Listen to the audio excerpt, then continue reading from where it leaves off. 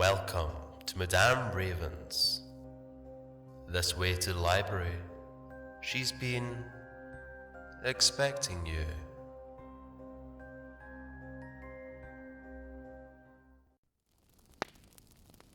Hello, darling people.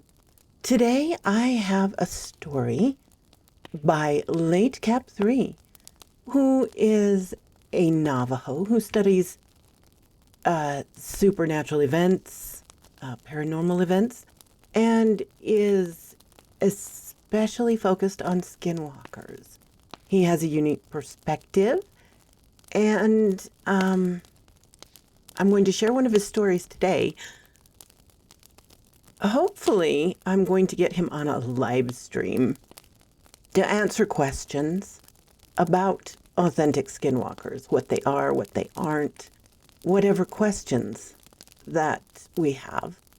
So if you have questions you'd like to ask, please put it in your comments, and hopefully this will come to fruition. Retell.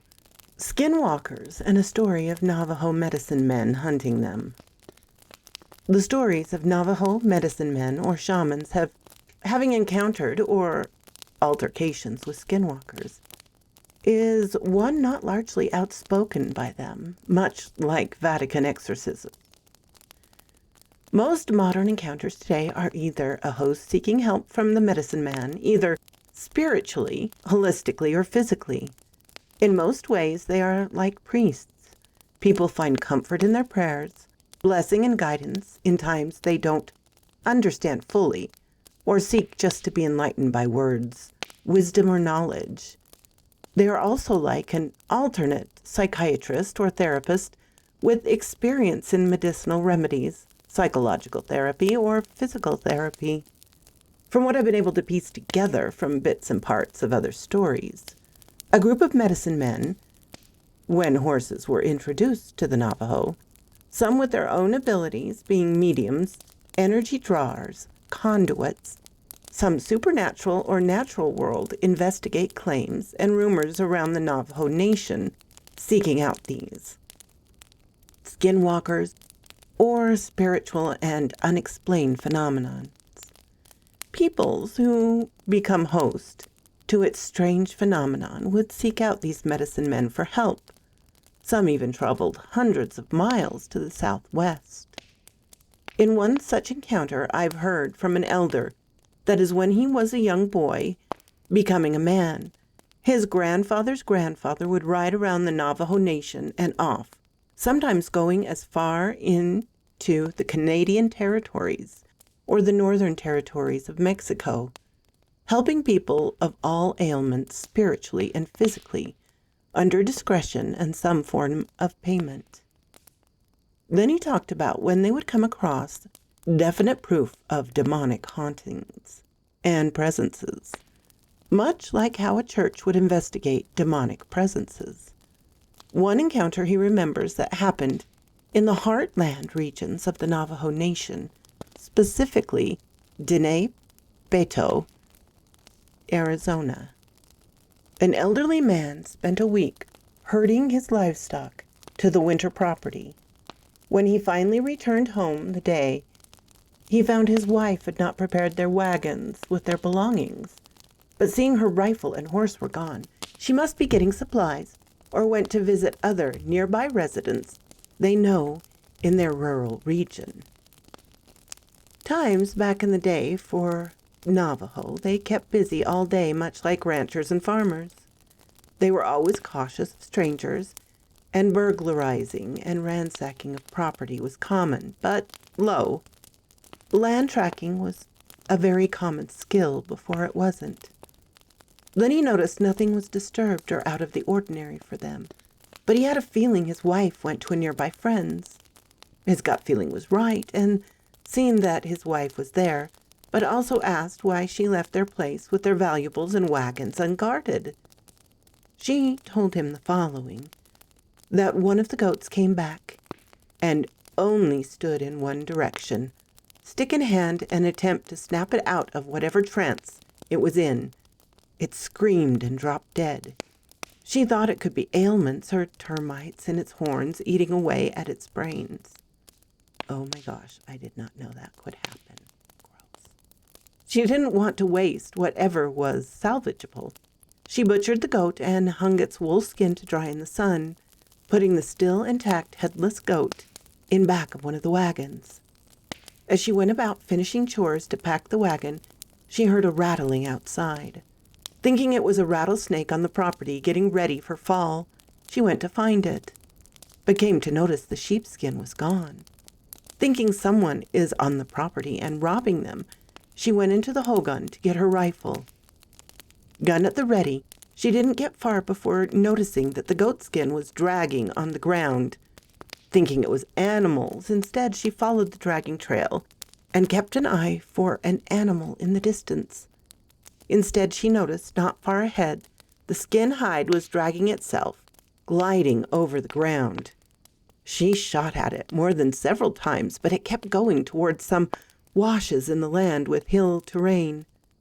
Unsure of what she'd seen, she decided not to stay the night and left to the neighbors.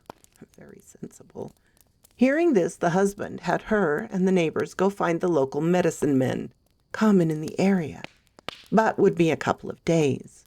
Returning with an elderly medicine man, 3 men accompanied him.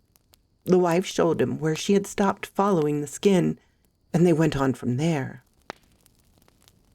Unable to accompany them, the husband and wife kept a bonfire going all night as a waypoint for them to see in the dark sky. Late in the first night, one man came back and asked if they could spare a horse, as one of theirs had fallen into a ditch and severely injured itself, so they had to shoot it. Agreeing, they let him take the husband's horse as it was fast and knew the area. Into the next day, no sign of them returning happened.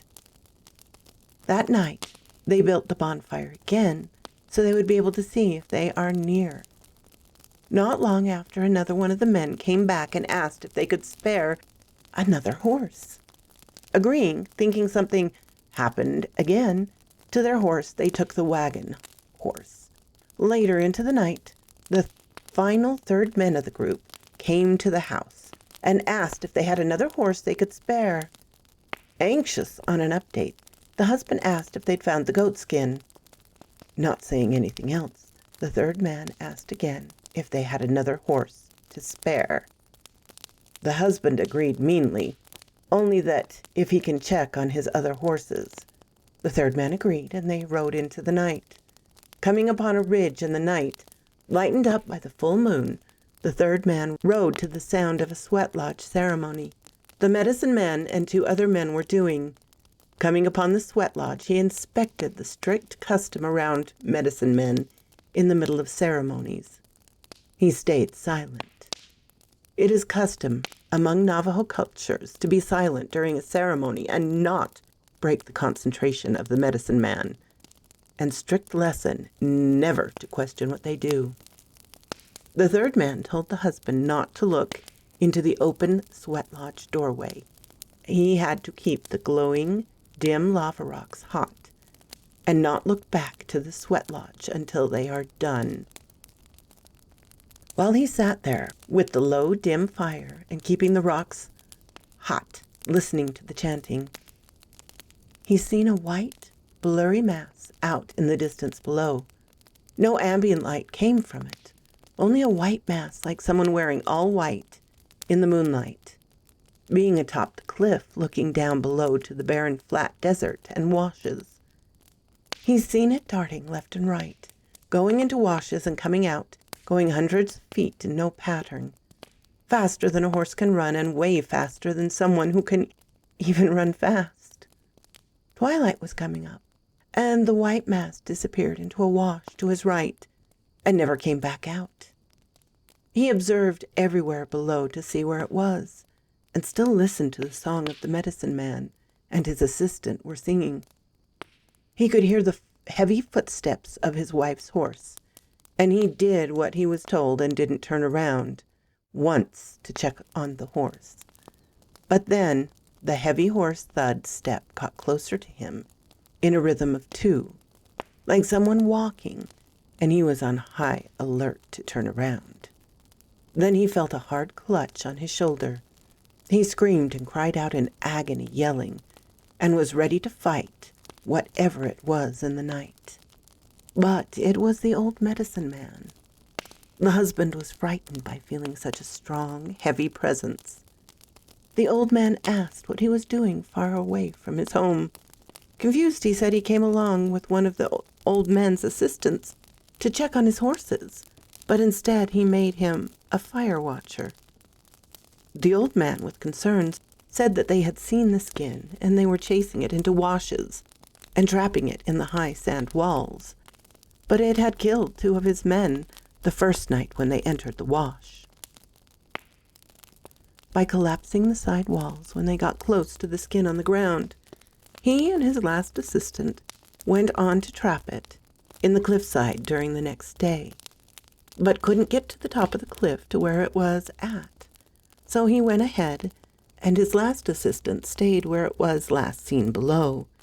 He went along around the cliff sides to find a trail up, but that took most of the day, and he came upon the husband. He followed the smell of a dead animal and seen scattered meat and blood, and then heard the sound of a drumming ceremony in the night, but could not tell where it was till the sky lightened up from early morning coming. Then he finally seen him sitting there near the edge of the cliff. Thinking he was being tricked, the husband opened up the makeshift sweat lodge doorway. Seeing inside, it was made of his horse's bones and not wood. And there lay on the opposite side of the door, he seen the goat skin. The medicine man took the skin and they burned down the sweat lodge to ashes in a bonfire. The husband asked how a skin could do all that. The old medicine man explained that something else in the night came for the skin on the second night. They thought it was him, the husband, coming out to find them, but it wasn't. They rode to the sounds of heavy galloping and dark flashes of something in the moonlight.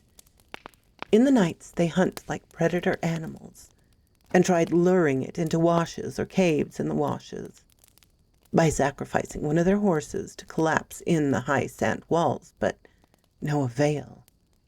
Returning back to the husband's house, the wife told them that where she had put the carcass of the goat, it was gone and couldn't find tracks. When time came to go to their winter property, they never returned back to their original property. Time passed and desertification turned the land into sand dunes, and the hogan, with no upkeep, soon fell apart over the years. And when it finally collapsed in, they never rebuilt. So quoth this raven.